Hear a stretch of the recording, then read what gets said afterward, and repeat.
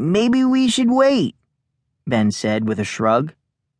Pearl tapped her feet and popped some bubbles with her gum. Where had the doctor gone? This wasn't fun.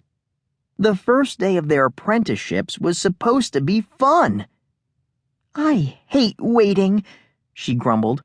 It feels like forever. It's only been a minute, Ben informed her. A minute can be a very, very long time. Pearl charged over to the identification room door and tried to push it open. Locked, she reported. Then she checked the employees-only door. This one's locked, too. She rapped her knuckles on the door. Hello? Did you forget about us? Hello?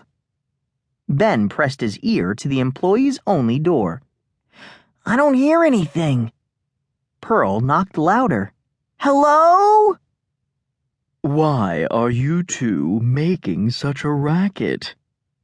Both Pearl and Ben gasped, surprised by the voice that came from the other side of the lobby. They whipped around. The identification room door had opened, and an odd-looking man stood in the doorway. A big grin spread across Pearl's face. Hi, Mr. Tabby. Both she and Ben knew him. He'd examined the dragon hatchling when they'd brought it to the hospital. He'd told them it was called a wyvern, a special two-legged dragon that grew a barbed tail. He'd also given them a sasquatch catching kit so they could bring the big hairy beast back to the hospital. Pearl thought Mr. Tabby looked like a butler in his perfectly creased black pants, white shirt, plaid vest, and shiny black shoes. Long red hair was pulled into a ponytail, and a red mustache perched beneath his nose, but it was no ordinary mustache. It was waxed into sections and reminded Pearl of a cat's whiskers. How much time does it take each morning to do that? She wondered. Do those boxes contain kiwi-flavored jelly beans? He asked. Pearl and Ben nodded. I'd find it most helpful if you'd set them in the elevator.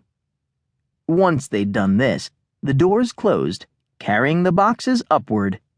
The panel above the elevator lit up. Floor 1, 2, 3, and stopped on 4. What's on the 4th floor? Pearl asked. Is that where the fairies are? Acting as if he hadn't heard the question, Mr. Tabby sniffed the air. Do I detect an odor of parakeet? He sniffed Pearl's head. Yes, indeed I do. Known world variety, male. His half-moon irises expanded. Do you own such a creature? Yes, Pearl said. His name is Lemonface. Parakeets are delicious with mustard. Mr. Tabby said this as if it were normal to eat parakeets with mustard. Pearl frowned and made a mental note to never, ever let Mr. Tabby near Lemonface. I also detect the odor of fruit-flavored chewing gum. Gum is not allowed on hospital grounds. Please deposit it into the receptacle. He pointed to a small trash can. Both Pearl and Ben spat out their gum. Then Ben shuffled in place. Where's Dr. Wu? He asked.